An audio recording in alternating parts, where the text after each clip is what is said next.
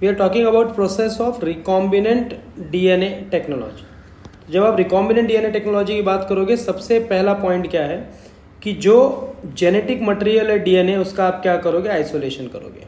अब यहाँ पर जो भी डीएनए होगा या जेनेटिक मटेरियल होगा, that is going to contain what, your gene of interest. पर पूरा डीएनए अपने काम का नहीं होगा, so we have to cut the DNA at a specific location. अच्छा, कट करने के लिए हमने एक स्पेशल एंजाइम का इस्तेमाल किया हुआ है जिसे आप रेन कहते हो, रेस्ट्रिक्शन एंडो न्यूक्लियस। उसके बाद क्या, जो आपका जीन मिला वो जीन बहुत छोटा सा है, और अगर आप वो पर्टिकुलर जीन लेके एक्सपेरिमेंट करोगे तो चांसेस क्या है, अगर एक्सपेरिमेंट रॉन्ग हुआ then again you have to go for isolation procedure. तो इससे बेटर क्या, आप एम्पलीफिकेशन कर लो जीन ऑफ इंटरेस्ट का by using a technique called as PCR. PCR क्या होता है, polymerase chain reaction given by Kary Mullis. और आपने क्या किया, वो पीस ऑफ डीएनए को वेक्टर में डाला। तो जब आप वेक्टर में अपना जीन ऑफ इंटरेस्ट डाल देते हो तो उससे जो डीएनए तैयार होता है उसे आप कहते हो आरडीएनए, रिकॉम्बिनेंट डीएनए। फिर नेक्स्ट स्टेप में क्या, उसी रिकॉम्बिनेंट डीएनए को आप होस्ट में डाल दो। होस्ट हम ई कोलाई का यूज करते हैं। There are various methods by which you can introduce the recombinant DNA into host. पहला मेथड क्या हो सकता है, bivalent cation. Second method it can be heat shock treatment method. तीसरा मेथड माइक्रो इंजेक्शन हो सकता है, जीन गन मेथड हो सकता है। किसी भी मेथड से अपने रिकॉम्बिनेंट डीएनए को होस्ट सेल में डालो। और जब आप रिकॉम्बिनेंट डीएनए को होस्ट सेल में डाल दोगे तो रिकॉम्बिनेंट डीएनए के साथ साथ होस्ट का भी डीएनए ट्रांसक्रिप्शन ट्रांसलेशन करेगा। तो उसमें से आपकी ड्यूटी क्या बन जाती है, फॉरेन जीन प्रोडक्ट को आप क्या करो, ऑब्टेन करो। Means you are going to follow one of the important process that is called as downstreaming process. ये टेक्निक है बेसिकली कैसे आप अपने जीन ऑफ इंटरेस्ट को आइसोलेट करोगे। तो very first steps is isolation of genetic material. अब यहाँ पर आप बैक्टीरियल सेल ले लो या प्लांट सेल ले लो या एनिमल सेल ले लो, आपको सेल को तोड़ना है। सो अगर बैक्टीरिया को तोड़ना है आप यूज करोगे एंजाइम कॉल्ड एज लाइजोजाइम। अभी अगर आप प्लांट्स को ब्रेक करना चाहते हो, plant cell, so we all know plant cell किसका बना है, सेल्यूलोज का, सेल वॉल। तो सेल वॉल को तोड़ने के लिए आप जो एंजाइम लगाओगे वो कौन सा होगा, सेल्यूलेज। अच्छा, अगर आपने फंगस का इस्तेमाल किया तो फंगस का सेल वॉल किसका बना है, काइटिन का। तो उसको ब्रेक डाउन करने के लिए आप काइटिनेज एंजाइम का इस्तेमाल करोगे। So depending on the source आप क्या करोगे, चीज़ों को चेंज करोगे। बैक्टीरिया लिया तो लाइजोजाइम, प्लांट लिया तो सेल्यूलेज, फंगस लिया तो काइटिनेज। अब यहाँ पर होगा क्या, यहाँ पर सिर्फ इतना ही होना है कि सेल जो है टूटेगा और उसके अंदर का डीएनए बाहर निकलेगा। डीएनए के साथ साथ बहुत सारे मैक्रोमोलिक्यूल्स भी निकलेंगे, क्योंकि सेल में सिर्फ डीएनए नहीं है ना, सेल में आरएनए भी है, प्रोटीन भी है, पॉलीसैकेराइड्स है, लिपिड्स है। तो इनको तो आइसोलेट करना पड़ेगा। अब आपको अगर आरएनए निकालना है तो आप क्या करो, आरएनएज एंजाइम से आरएनए को डिसॉल्व करके निकाल दो। प्रोटीन्स को अगर निकालना है तो आप प्रोटीएज नाम के एंजाइम से सारे प्रोटीन को ब्रेक डाउन करके सेपरेट कर दो। पॉलीसैकेराइड्स है तो डिपेंडिंग ऑन देम कि सेलुलोज अगर है तो सेलुलेज का इस्तेमाल करो, सुक्रोज है तो सुक्रेज का इस्तेमाल करो, लिपिड है तो लाइपेज का इस्तेमाल करो। सो लॉजिकली सबको ब्रेक डाउन करने के बाद आपके पास सिर्फ क्या बचना चाहिए, डीएनए। अब यहाँ पर आप लीफ ले सकते हो, एनिमल्स के लिए लिवर सेल ले सकते हो, कोई बैक्टीरिया ले सकते हो। तो इसमें सबसे पहला स्टेप क्या है, you should have the genetic material, उसका आइसोलेशन। अब आरएनए को जैसा मैंने बताया, it is removed by the help of ribonuclease enzyme. Proteins को निकालना हो तो प्रोटीएज एंजाइम से उन्हें निकाल दो। Other molecules are removed by appropriate treatment. जैसे लिपिड हुआ तो लाइपेज ले लो, सुक्रोज हुआ तो सुक्रेज ले लो। अच्छा, ये सब सेपरेट करने के बाद जब आप करोगे, you are going to add chilled ethanol. ये बड़ा इंटरेस्टिंग सा है, क्योंकि जब आप टेस्ट ट्यूब में सारे कंपोनेंट को सेपरेट कर लेते हो डीएनए आइसोलेशन में, चिल्ड इथेनॉल आप साइड से पोर करते हो। चिल्ड इथेनॉल का काम क्या है कि ये डीएनए को प्रेसिपिटेट आउट कर देता है। तो when chilled ethanol is added तो purified DNA precipitate out as fine thread in the suspension. तो ये जो सस्पेंशन दिख रहा है ये डीएनए का, ये देखो, ये सस्पेंशन क्या है, डीएनए थ्रेड्स है। ये सस्पेंशन क्या है, डीएनए थ्रेड्स है। तो आप लूप से क्या करते हो, डीएनए थ्रेड को निकाल लेते हो, और that DNA will be a pure DNA, क्योंकि उसमें बाकी सारे कंपोनेंट्स को आपने थ्रू सर्टेन एंजाइम्स डिस्ट्रॉय कर दिया हुआ है। इसके बाद क्या, जो डीएनए आपको मिला, पूरा डीएनए तो अपने काम का नहीं है। हमारे काम का सिर्फ वही है जो जीन ऑफ इंटरेस्ट है। मान लो इंसुलिन जीन है तो आप उसी को ढूंढ रहे हो। तो आपको करना क्या पड़ेगा, you have to cut the DNA at specific location, सही जगह पे उन्हें काटना ज़रूरी है। तो प्यूरिफाइड डीएनए को हम इंक्यूबेट कर देते हैं रेस्ट्रिक्शन एंजाइम के साथ। अब रेस्ट्रिक्शन एंजाइम आप कुछ भी ले सकते हो, EcoR1 ले लो, BAM-H1 ले लो, HIND2 ले लो, HIND3 ले लो, जिस सीक्वेंस को आपको काटना है उसी के हिसाब से अकॉर्डिंगली आप रेन का इस्तेमाल करोगे। If I want to cut at GAR-TTC तब मैं EcoR1 का इस्तेमाल करूंगा। जैसे ही आपने रेस्ट्रिक्शन एंजाइम डाला, डीएनए क्या हो गया, डाइजेस्ट। डीएनए डाइजेस्ट हो गया मतलब वो छोटा छोटा फ्रैगमेंट्स में टूट गया। फ्रैगमेंट का लेंथ भी सेम नहीं होगा, this you have studied in electrophoresis also. RFLP बनता है, रेस्ट्रिक्शन फ्रैगमेंट लेंथ पॉलीमॉर्फिज्म। तो डीएनए फ्रैगमेंट्स जो सेपरेट हुआ by technique called as gel electrophoresis. अब मजेदार बात यह है कि यहाँ पे जो आप जेल यूज करोगे वो है अगारोस जेल। इलेक्ट्रो का मतलब होता है इलेक्ट्रिक करंट, फोरेसिस का मतलब होता है मूवमेंट।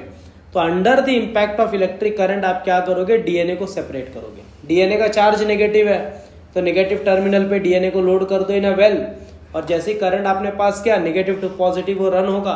अब होगा क्या कि मॉलिक्यूलर साइज के ऊपर अगर डीएनए का लेंथ बहुत बड़ा है तो लार्जेस्ट फ्रैगमेंट्स देखो कहाँ पे रह जा रहे हैं, ऊपर। दे कैनॉट माइग्रेट डाउन, जैसे जैसे वो नीचे माइग्रेट कर रहा है इसका मतलब ये हो गया कि उनका लेंथ छोटा है। सबसे नीचे जो डीएनए जाएगा वो सबसे स्मॉलेस्ट डीएनए होगा, और based on the molecular weight DNA जो है सेपरेट हो जाएगा, और इसमें से फिर आप क्या करोगे, अपना जीन ऑफ इंटरेस्ट को आइसोलेट करोगे। तो ये डीएनए सैंपल रेस्ट्रिक्शन एंजाइम से कट किया, फिर उसको हमने जेल इलेक्ट्रोफोरेसिस मशीन में सेपरेट करके finally you got your gene of interest.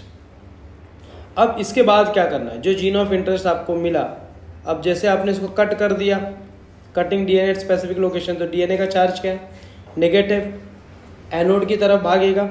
DNA fragment separated according to their size, जैसा मैंने कहा। अगारोस जेल जो है सीविंग इफेक्ट दिखाएगा, and smaller size fragment will go lowest, एकदम नीचे तक चले जाते हैं ये। और this process is repeated with vector DNA also. अब यहाँ पर जैसे अगर ये सेपरेट हो रहा है तो ऊपर मॉलिक्यूलर वेट ज़्यादा वाले रहेंगे, जैसे जैसे नीचे आते जाओगे तो मॉलिक्यूलर वेट भी क्या होते जाएगा, छोटा। तो सबसे ऊपर जेल इलेक्ट्रोफोरेसिस में कौन सा रह गया, तो हम कहते हैं जो सबसे बड़ा डीएनए का टुकड़ा होगा। और जैसे जैसे आप नीचे आते गए एकदम नीचे कौन सा आ गया, स्मॉलेस्ट। कोई पूछा नेगेटिव पे क्यों लोड किया, तो आपको कहना है भाई डीएनए का चार्ज ही नेगेटिव है इसलिए नेगेटिव पे लोड करना पड़ा। अगर डीएनए पॉजिटिव होता पॉजिटिव पे लोड करते, ठीक है। तो ये जो हो गया तुम्हारा cutting of DNA at specific location, this is done.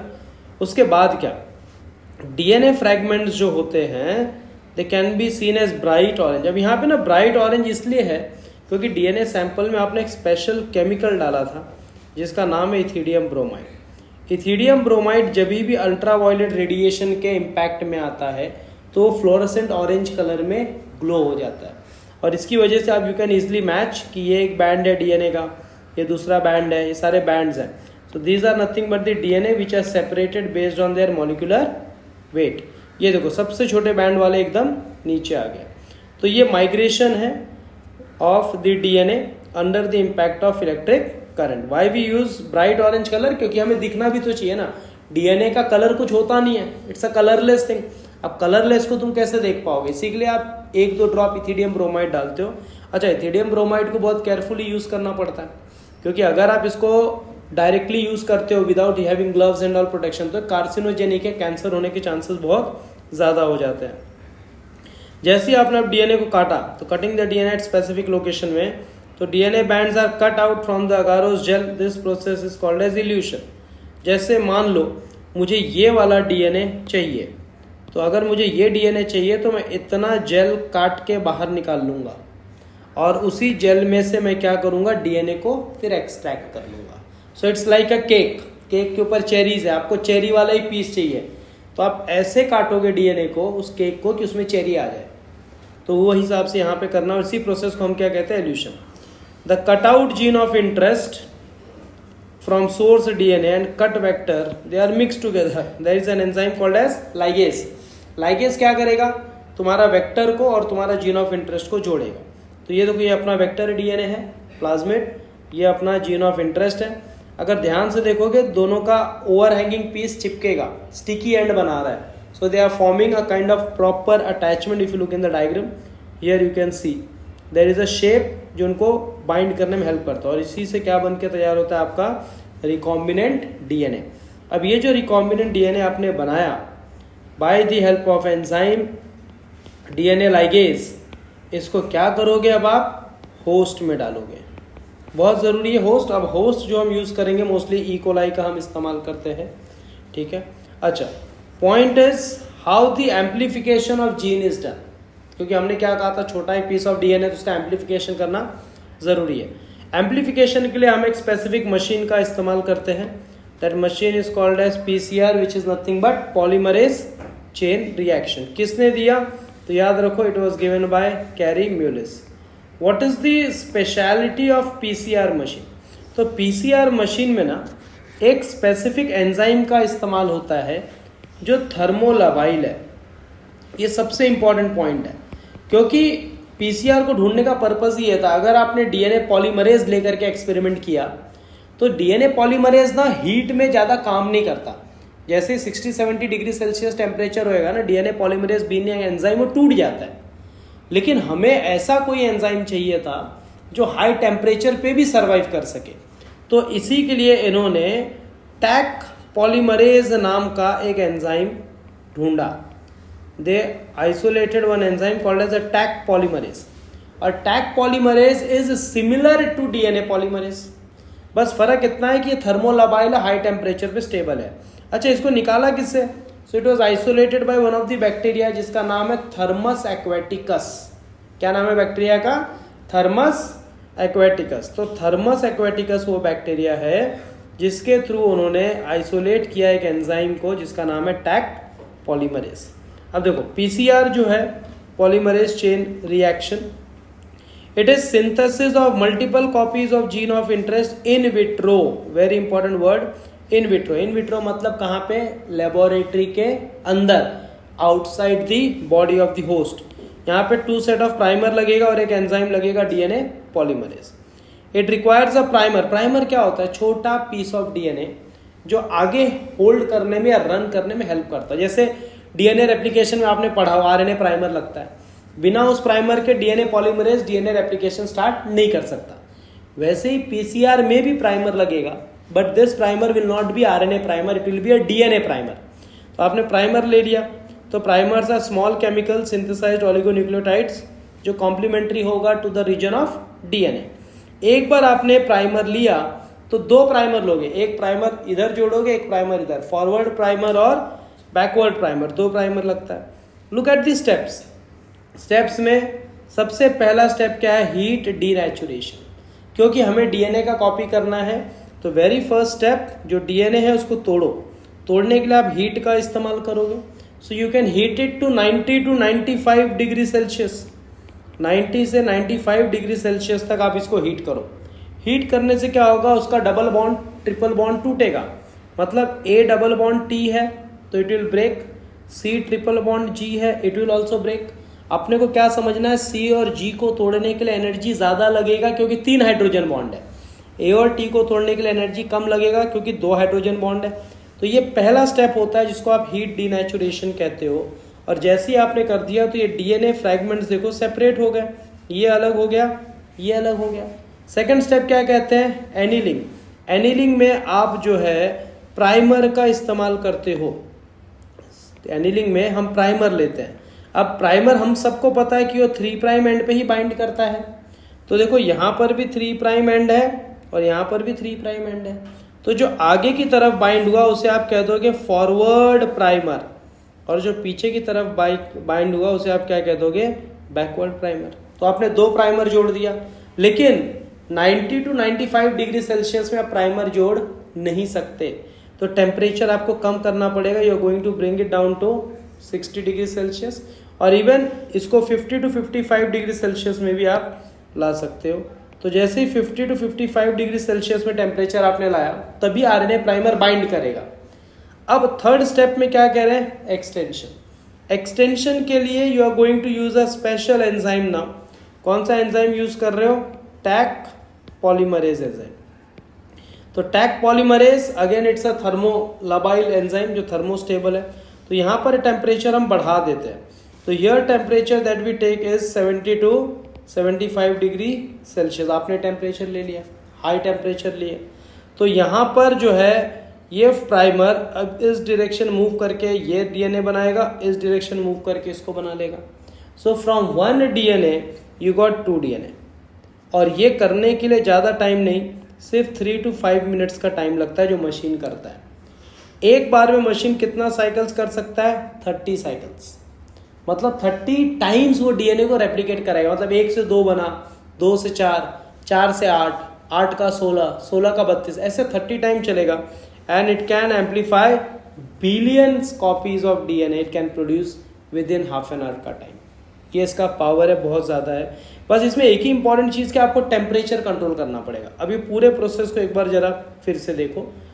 पहला स्टेप जो है डीनेचुरेशन है। अंडर डीनेचुरेशन आपने डीएनए को हीट किया, जहाँ पे जीन ऑफ इंटरेस्ट था at high temperature 94 degree Celsius. तो ए और टी बॉन्ड टूटा, सी और जी बॉन्ड टूटा और दोनों डीएनए सेपरेट हो गए। तो जो ऐसे थे वो ऐसे हो गए। So you got a separated one. Second step में हम क्या कह रहे हैं? Annealing. Annealing is nothing but joining of that primer. आप डीएनए प्राइमर लगा रहे हो एट 3 प्राइम एंड, तो एक फॉरवर्ड लगेगा और एक बैकवर्ड प्राइमर लगेगा। दोनों प्राइमर लेने के बाद you are going on this step number 3 that is called as extension. Extension में क्या होगा? न्यूक्लियोटाइड्स को आप ऐड कर दो using thermostable enzyme DNA polymerase. क्या नाम है उसका? Taq polymerase. किससे आइसोलेट हुआ? एक बैक्टीरिया जिसका नाम क्या था? Thermus aquaticus. इसकी खासियत यह है कि हाई टेम्परेचर पे भी एक्टिव रहता है और डीएनए सिंथेसिस में हेल्प करता है। नॉर्मल डीएनए पॉलीमरेज आप यूज नहीं कर सकते क्योंकि हाई टेम्परेचर पे क्या हो जाएगा? डीनेचर। और जब आप कंटिन्यूअस उसका रेप्लिकेशन करोगे तो एक मान के चलो 1 बिलियन कॉपीज एक बार में वो मशीन हमें बना के दे सकता है। That is the efficiency of PCR machine. फिर एम्पलीफाइड फ्रेगमेंट को आप वेक्टर में डाल दो by the help of enzyme DNA ligase. So remember this DAE, denaturation, annealing, extension. Denaturation कितना लो? Let's say 90 to 95 degree Celsius. Annealing के लिए temperature कम कर लो 50 to 55 डिग्री सेल्सियस। एक्सटेंशन के लिए 70 to 75 degree Celsius. This is how PCR works. अब PCR का सारा देखो, ये मशीन है। इस मशीन में आपको सारे कंपोनेंट्स डालने हैं, कुछ नया नहीं करना है। क्या क्या कंपोनेंट डालोगे? जो डीएनए सैंपल आपको क्लोन करना है वो डालो, प्राइमर डाल दो डीएनए के, सारे न्यूक्लियोटाइड डाल दो, ATCG जो है, फिर टैग पॉलीमरेज डालो, बफर डालो, पीसीआर ट्यूब्स डाल दो एंड फाइनली वो तीनों स्टेप करके कॉपी करके आपको डीएनए दे देगा। यहाँ पे हमारा रोल कुछ नहीं है, जो भी कर रहा है मशीन कर रहा है। लेकिन you have to be very careful while adding. जितना A उतना T उतना C उतना G सब इक्वल डालो, क्योंकि अगर मशीन में मान लो G खत्म हो गया, ग्वानिन इज ओवर, तो जब वो डीएनए कॉपी करेगा ना, G वाली जगह खाली छोड़ देगा और G वाली जगह खाली छोड़ देगा तो मशीन फिर प्रॉपरली एफिशिएंटली काम नहीं कर पाएगा।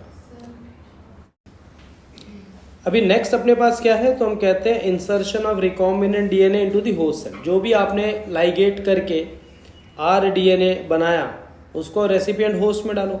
तो हमने पहले ही पढ़ लिया, बहुत सारे मेथड्स हैं उसके अंदर डालने के लिए। तो if a recombinant DNA bearing ampicillin resistant gene, recombinant DNA जिसमें है उसके पास एम्पिसिलिन रेजिस्टेंट जीन है, अगर आपने वो इकोलाई में डाला तो मतलब इकोलाई रेजिस्टेंट हो जाएगा एम्पिसिलिन के लिए। तो हर वो इकोलाई जो एम्पिसिलिन में जिंदा रह गया उसके अंदर आपका जीन ऑफ इंटरेस्ट जा चुका है, because it is having ampicillin resistant gene. If the transformed cells are spread on agar plate containing ampicillin, जो ट्रांसफॉर्मेंट से ग्रो होंगे और जिनमें जीन ऑफ इंटरेस्ट नहीं किया होगा वो बेसिकली मर जाएंगे। तो देखो यहाँ पे रिकॉम्बिनेंट प्लाज्मिड है, आपने होस्ट में डाल दिया, अब गया कि नहीं गया कैसे पता चलेगा? तब आप क्या कह सकते हो? एम्पिसिलिन मीडियम प्लेट पे ग्रो कर लो। अगर नहीं गया होगा तो सब मर जाएंगे और अगर गया होगा तो जिंदा रहेंगे, और जो जिंदा रह गया उसका अब आप ट्रांसक्रिप्शन ट्रांसलेशन कराओ, उसका एक्सप्रेशन होगा, प्रोटीन्स बनेगा और उस प्रोटीन को आप क्या करोगे? ऑब्टेन करोगे। तो obtaining foreign gene product. The ultimate aim of rDNA technology क्या है? To produce a desirable product. If a protein encoding foreign gene express हुआ हेटरोलॉगस होस्ट में तो उसे क्या कह दोगे? Recombinant protein. अब जरूरी यह है कि जो प्रोटीन आपको मिला आप उसमें से आइसोलेशन एक इंपॉर्टेंट फैक्टर बनता है कि 100 प्रोटीन बन रहा है, अपने को 100 प्रोटीन का लेना देना ही नहीं है। we are focusing on only one type of protein that will be produced by our gene of interest. ठीक है, अब यहाँ पे obtaining foreign gene product देखो, cells with foreign gene can be grown in laboratory, आपने culture कर लिया, फिर उसे एक्सट्रैक्ट करके डिजायर्ड प्रोटीन निकालो, प्यूरिफाई करो बाय यूजिंग वेरियस टेक्निक. देखो बहुत सारे टेक्निक्स होते हैं, क्रोमेटोग्राफी टेक्निक है, HPLC है, GC है, ऐसे अलग अलग मशीन है जिसके थ्रू आप आइसोलेट करते हो. Now the cells can be multiplied in a continuous culture system. जो जीन ऑफ इंटरेस्ट तुम्हारा आ चुका है सेल में, अब आप नहीं चाहोगे ना सेल मरे, क्योंकि उसमें जीन ऑफ इंटरेस्ट है, तो आप उसको क्या करोगे, न्यूट्रिएंट मीडियम में डालोगे और हर समय पे न्यूट्रिएंट मीडियम उसको बदलते रहोगे, क्योंकि एक टाइम पे न्यूट्रिएंट मीडियम खत्म हो जाएगा. तो इसलिए वो क्या होता है, एवरी टाइम कंटिन्यूअस कल्चर में आप जब डालते रहोगे, खाना मिलता रहेगा, तो बैक्टीरिया मरेगा नहीं और तुम्हारा जीन ऑफ इंटरेस्ट रहेगा. तो यूज मीडियम जो भी होगा उसे आप क्या करो, फेंक दो एक साइड से, फ्रेश मीडियम दूसरे साइड से ऐड करते रहो, दैट इज कंटिन्यूअस कल्चर. ये सेल की फिजियोलॉजिकल कंडीशन मेंटेन करेगा ताकि लार्ज नंबर ऑफ प्रोडक्ट आपको मिले और ज़्यादा से ज़्यादा आपको क्या मिल सके, डिजायर्ड प्रोटीन. क्योंकि अगर ये बैक्टीरिया मर गया जिसमें तुम्हारा जीन ऑफ इंटरेस्ट है ड्यू टू एनी रीजन, तो आपको फिर से पूरा 5 स्टेप करना पड़ेगा to get that desired recombinant और ट्रांसफॉर्मेंट.